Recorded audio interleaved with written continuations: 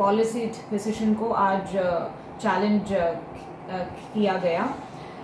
सबसे ज़्यादा the aspects that were covered were the fact that Erram Manzil एक हेरिटेज स्ट्रक्चर है, एक declared heritage structure that was a part of the HMDA regulations as well as in the declared list. Telangana government ने intentionally 2017 में एक नया act बना के inventory, heritage structure inventory से कैटेगरी 4 इन्वेंट्री से एर्रम मंजिल को डेलिबरेटली निकाला गया है. और heritage structure preservation constitution committee भी अब तक there is no committee in existence. So Erram Manzil, the principal point was the gridlock nature of Erram Manzil. Erram Manzil एक highly congested arterial road के पास है और वो arterial road खैरताबाद, बेगमपेट, सोमाजीगुड़ा को cross करते हुए एक important junction के पास है. अब जो legislative assembly structure है वो भी पुराना है लेकिन रेनोवेटेड और रेस्टोर्ड है and the most recent additions were 15 years back. तो जब एक असेंबली जो भी है, जिसका भी जो भी है, वो पॉलिसी डिसीजन डेफिनेटली क्वेश्चनेबल है और जुडिशियल रिव्यू के तहत ही आता है. तो इसी वजह से आज पूरा दिन उस पर ही आर्ग्यूमेंट्स हुए एंड दोपहर में गवर्नमेंट को आप किस फलबूदे पर आपने कल फाउंडेशन स्टोन डाला था और इनॉग्रेट किया था, आपके पास कुछ प्लान है, कुछ प्रपोज टेंटेटिव फ्लोर प्लान्स है, वो सब कुछ है. वो बोले तो गवर्नमेंट ने साफ बोला कि हमारे पास कुछ भी नहीं है, हम अब कुछ स्टार्ट कर रहे हैं बोल के. तो उस पर चीफ जस्टिस थोड़ा गुस्सा हुए और गवर्नमेंट को detailed counter with floor plans, architectural designs, engineering and technical requirements as well as the entire manner in which that 17 acres would be protected in order to not create a common man confusion.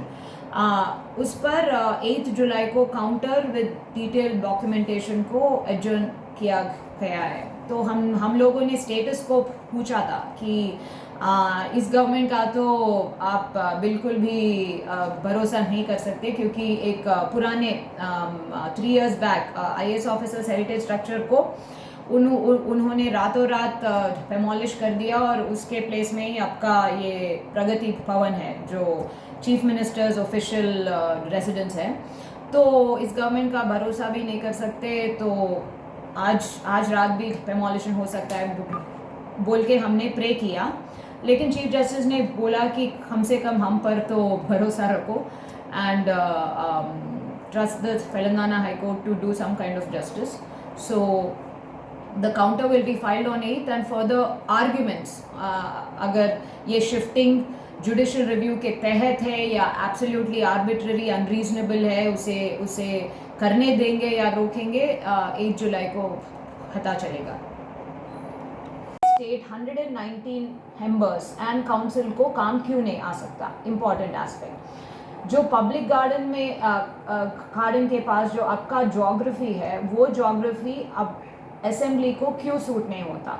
ये suddenly 3 kilometres के आसपास ही एक properly planned और planned assembly जो 40 years से हमारे लिए काम कर रहा है, उधर से डिस्प्लेस करके एक हेरिटेज स्ट्रक्चर को डिमोलिश करके उधर 17 acres में किसके लिए कौन सा असेंबली बना रहे हो आप? क्योंकि आपका असेंबली 7.5 acres है and that assembly is being translated and shifted to an area after demolition 17 acres. तो ये 17 acres में RMB बिल्डिंग है जो 7 floor कंस्ट्रक्शन है और जल सौदा भी है. जल सौदा का construction again 7 floor construction, it was made in 2000.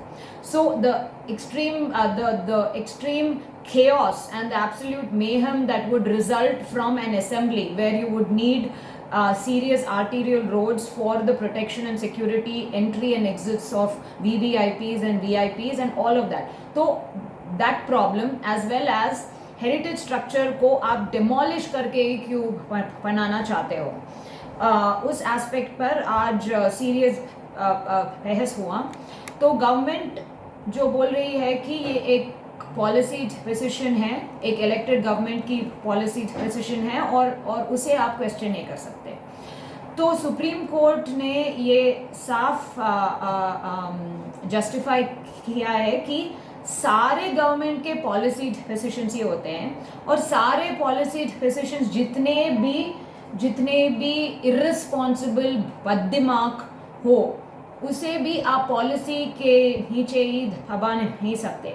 अगर एक डिसीजन पब्लिक एक्सचेकर को absolutely it's an absolute embarrassing shameless wastage of public exchequer when there is no reasonable prerequisite that you have stated आपको इसकी ज़रूरत क्या है, what is the reasonableness, the absolute irrationality, arbitrary act that the Telangana government